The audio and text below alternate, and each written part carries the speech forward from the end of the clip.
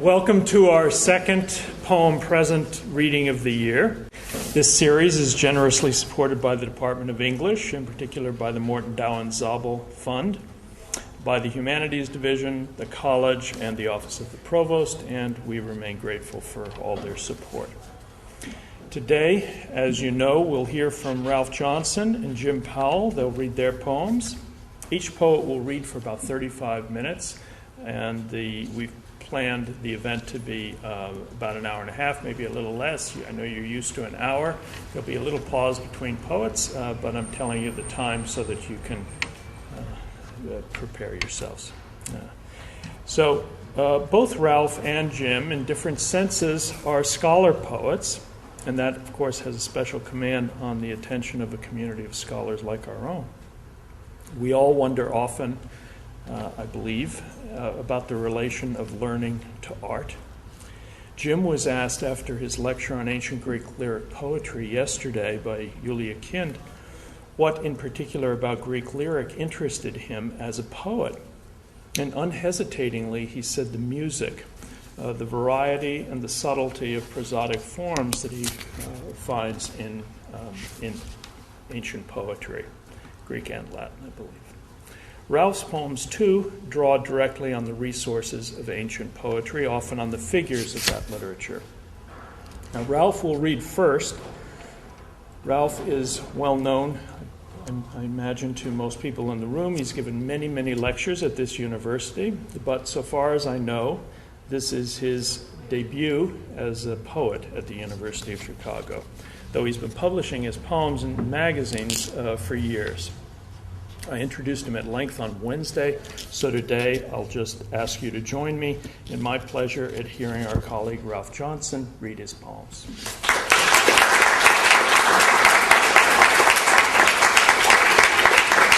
Thank you very much. If you can't hear me, I'll look up from time to time and just raise your hand and I'll try to speak so that you can hear me. A few months back, with some reluctance, a couple of friends and I went to a documentary about the life and work of Charles Bukowski. To my surprise, I found myself enjoying not only the person but also the poems. Towards the end of the film, though, I suffered an instant of discomfort when one of the poet's admirers expressed his displeasure at what seemed to him the new and unwarranted prominence of the neo-formalists. "He means me," I inwardly murmured, but suppressing the thought, I returned to my pleasures in the film. And it was not until we were leaving the theater that I inwardly retorted to the poet's champion, "I am not a neo-formalist, I am a formalist. I always was, I always will be, I was born a formalist." Well, that was stretching it a point.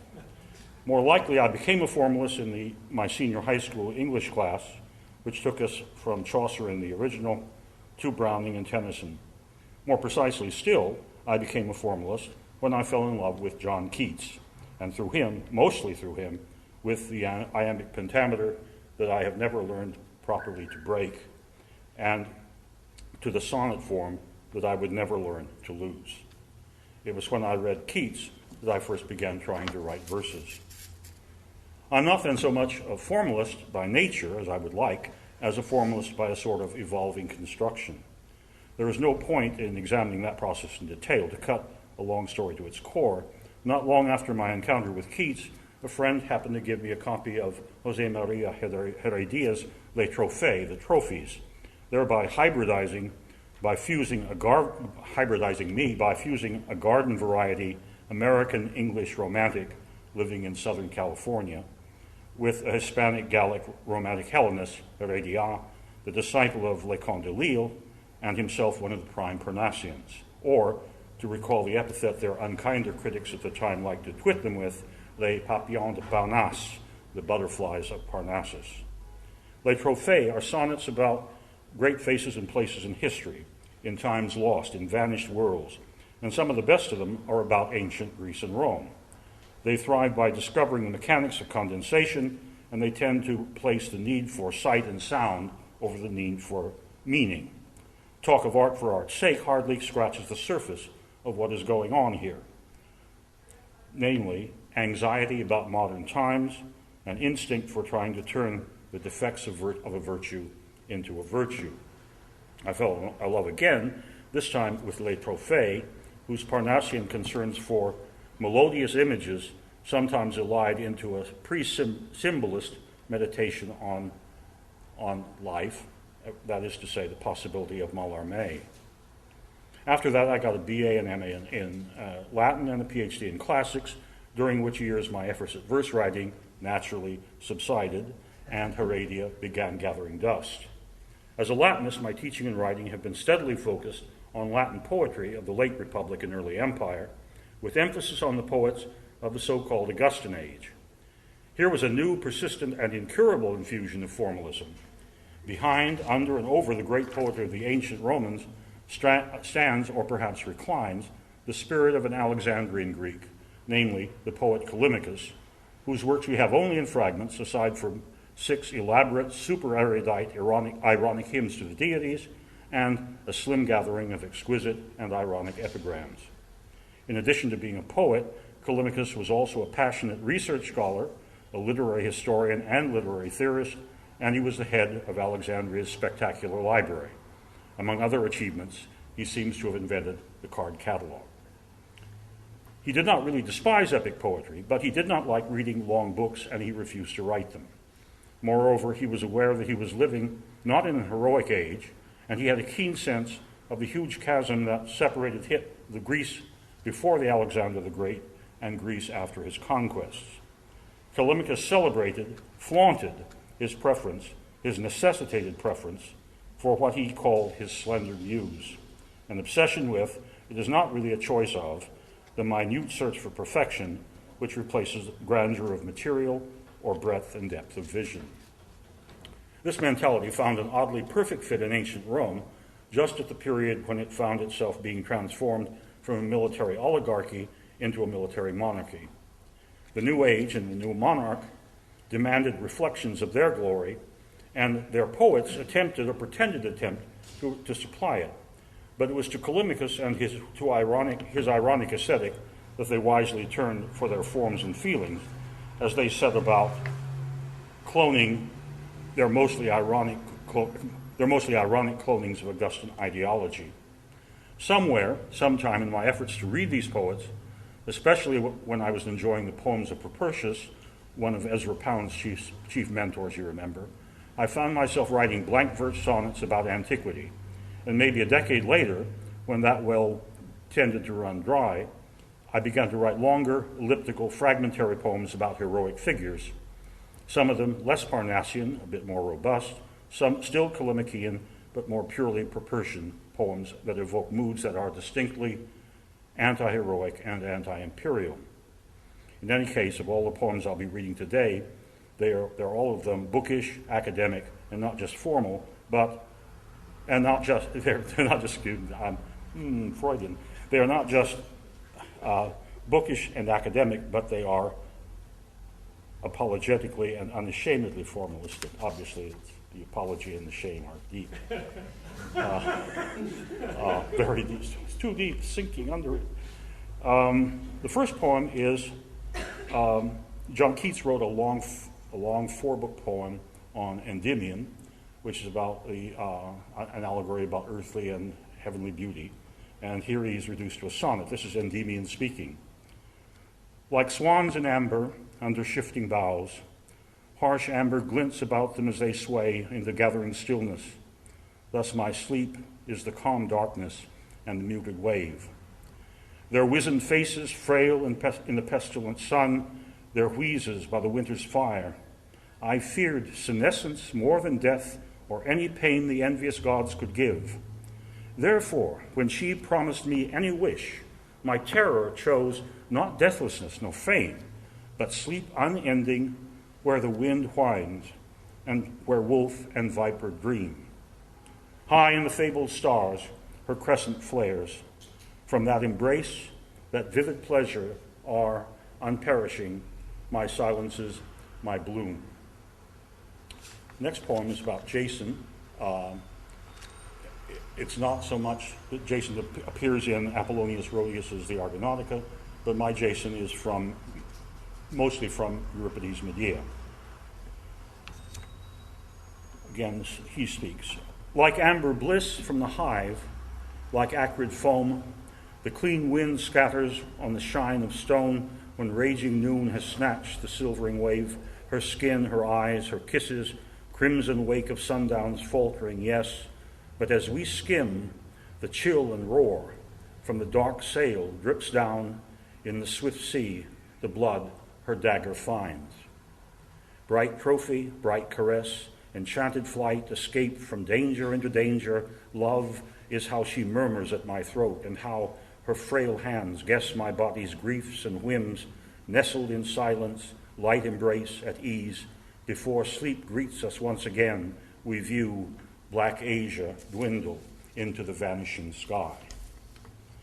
Next poem, I'm sorry to say, about Orpheus. Everybody wants about Orpheus. Maybe I'll read it. Well, I'll read it. Again, he talks. The great ones, obviously, are Virgil and Rilke.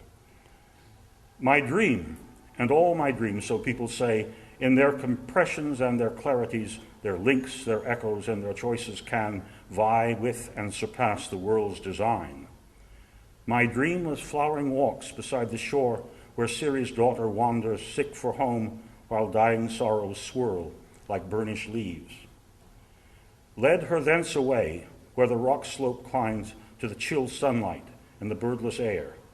Turned back to her from rapture, not from grief, from fear, and saw her shimmer and her shadows blaze, watching her slow smile fade in lucid winds.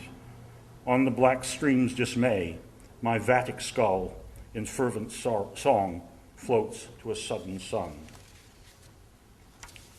Next poem is Arrestees, again talking. This is not the Arrestees of Aeschylus's Oresteia, but one that is closer to us, a modern poet, Euripides. Implacable as sunlight when it stains the grieving stone, that all our selfish tears, rich as the summer rains, could never cleanse.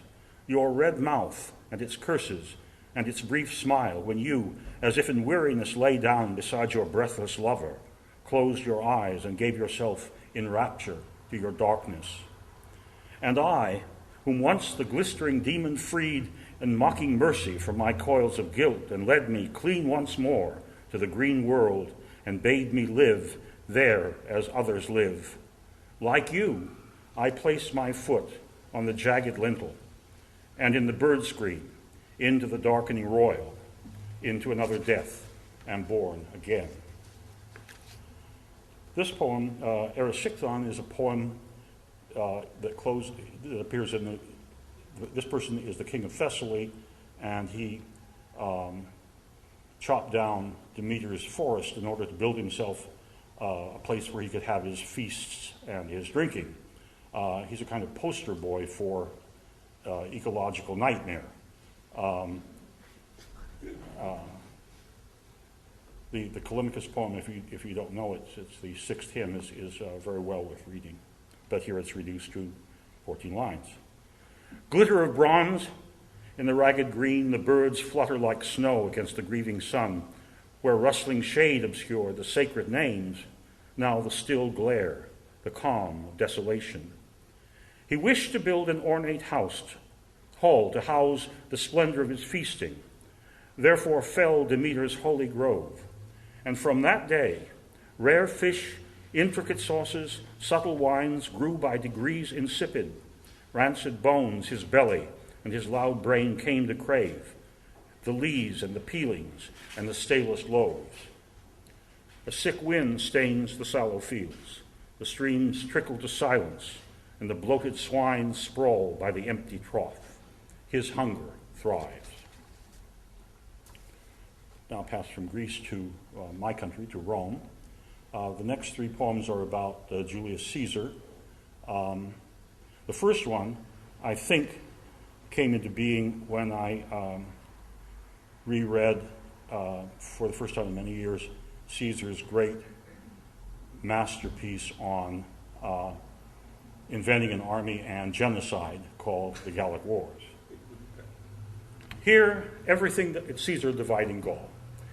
Here, everything that lucky Sulla knew, I learned more slowly and more patiently, and, as I think, more thoroughly than he, who, like a child, left all to gaudy fate, then bumbled into glory. I cannot allow myself that luxury of fable. The random atoms and their iron laws teach me to train my men to kill by killing. My fingers trace again the tattered map. I see the mines, the forests and the fields, the hamlets and the towns where human beasts live out their fetid lives. Let Pompey strut the streets of Rome. I'm better off by far here in the wilderness, here in the school of death. The next poem is about Cleopatra when she came to Rome just before the assassination of Caesar and then had to leave after he left. This is through her eyes. Cleopatra in Rome. The stink, the cluttered streets, the stupid eyes, the busy fingers, clink and clank and clink, brown air, the stench of roasting meat, the noise, counting their coins, counting their wretched coins. Her pale and glittering hand pats back in place that violet hair the river wind had mussed. She leans against him laughing, his blue eyes find in an answering blue delicious scorn. Soon, very soon perhaps, another ship will waft them home again to Alexandria, away from the bustling boredom, into the still sweet heat, the gold, the indigo afternoons, and then, in the cool night, above their heads, what fate had strewn, their kin, the deathless stars. And this is the poem the next day. Shakespeare's play Julius Caesar says it all, but this is the song about it. The Ides of March. Here is Caesar talking. Suppose I chose a handy metaphor for the slight shove, the faint, impalpable nudge which sends us out this door and not out that one. Suppose I simply shrug and smile and say and lay my power and its burdens down, as if one's knack for telling others what they need were a strigil or a comb. Suppose I dared to bow and walk away. The dull truth is, they wouldn't let me do it if I tried, my friends, my former foes, my countrymen. They babble of law and order, right and wrong, but all they want is supper, sex, and sleep. And more than shame or death, what scares them most is freedom, which they claim they'd give their lives for.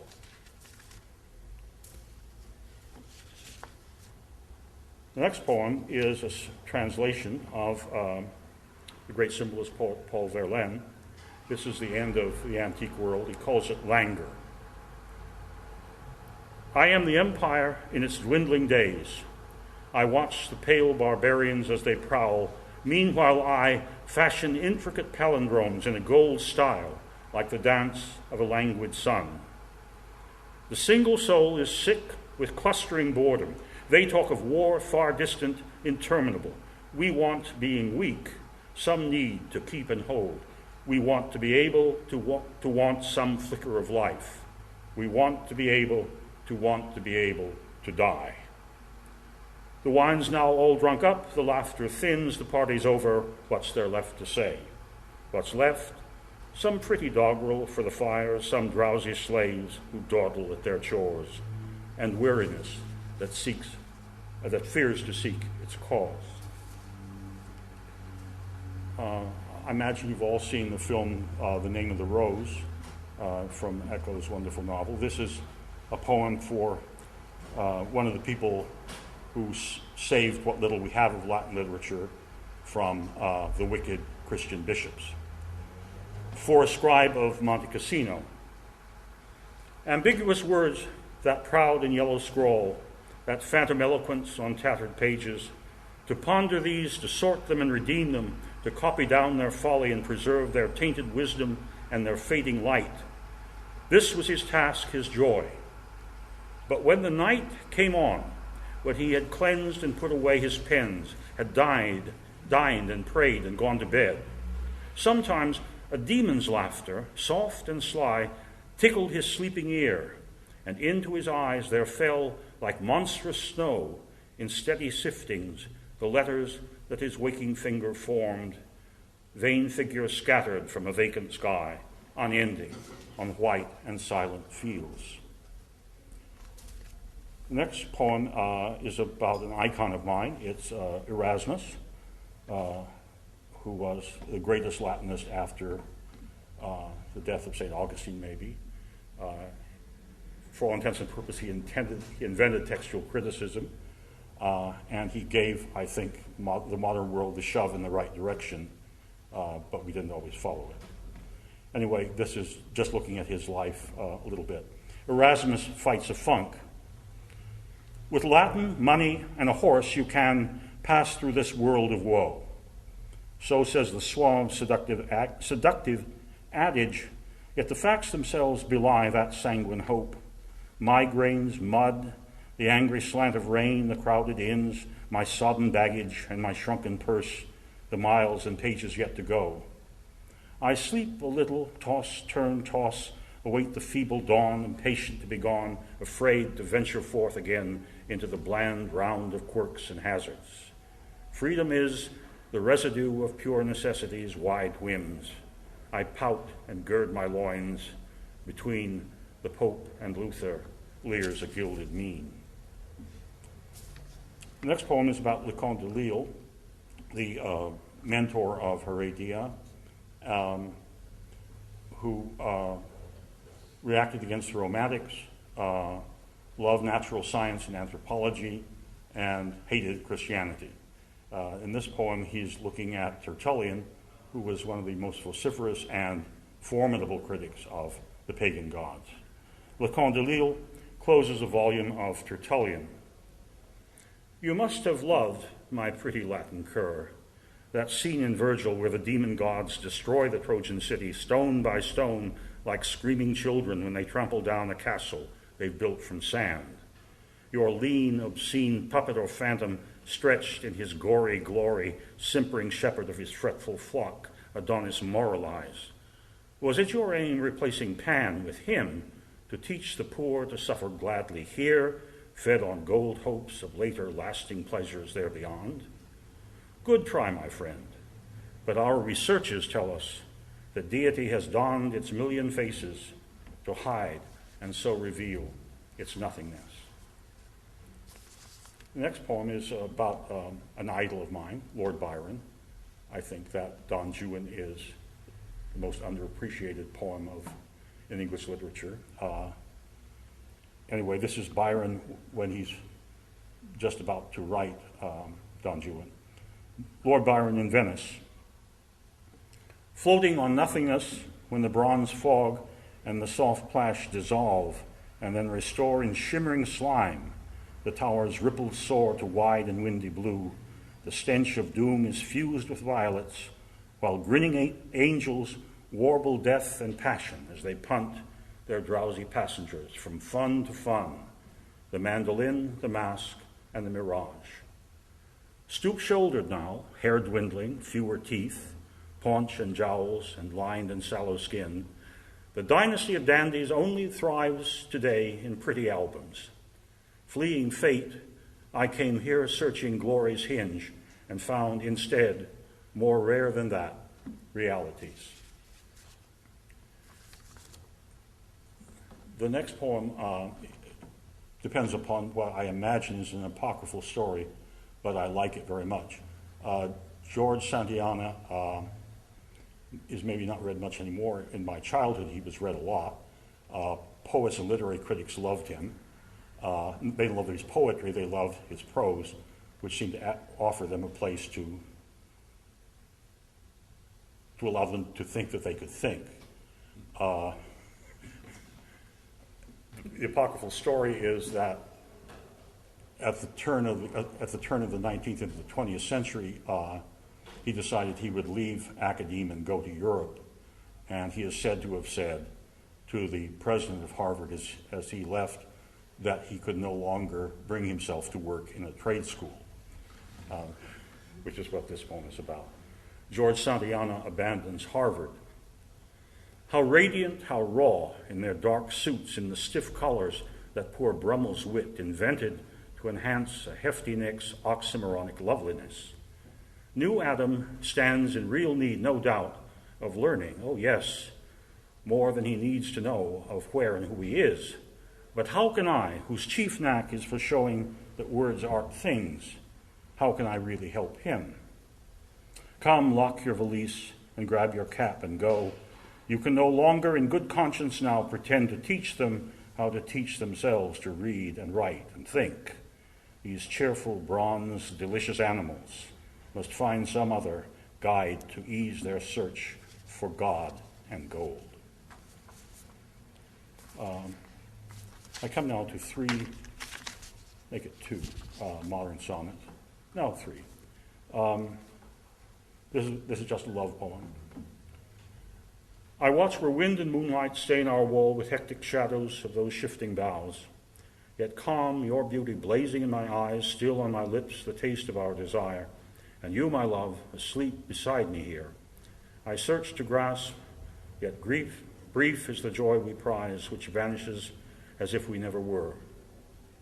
But in this rush of wind and shadow, where bliss gives way to sleep, the sensual mind stumbles at last on sudden permanence, not later elsewhere, but in this delight our bodies harvest, when their hunger awakes, powers as vital as the unchanging seas, and wisdom new and ancient as the moons.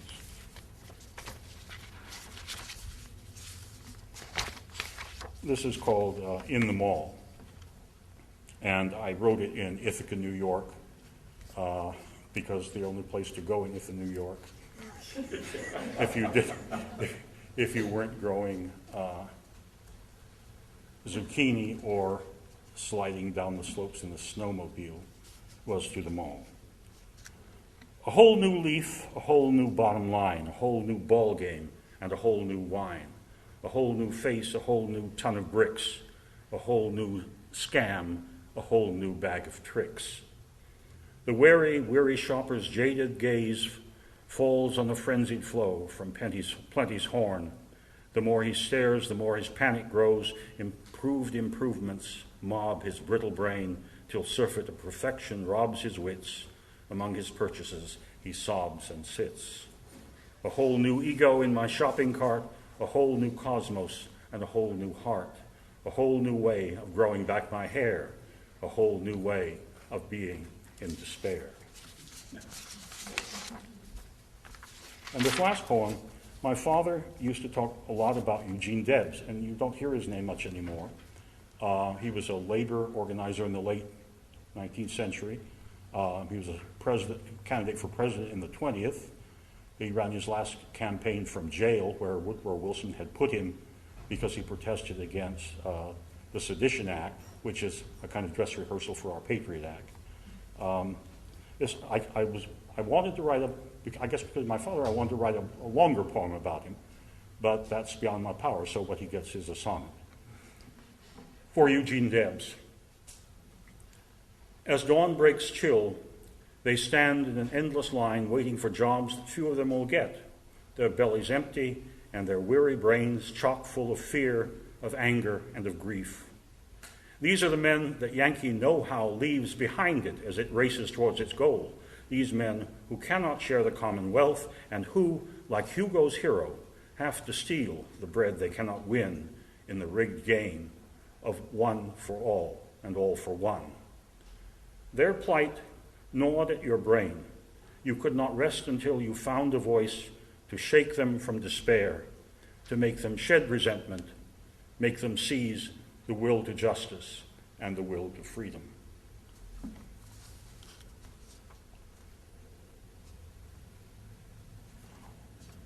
This poem, I think I'm running a little out of time. I was going to read a longer poem, but I think I'm just going to, huh?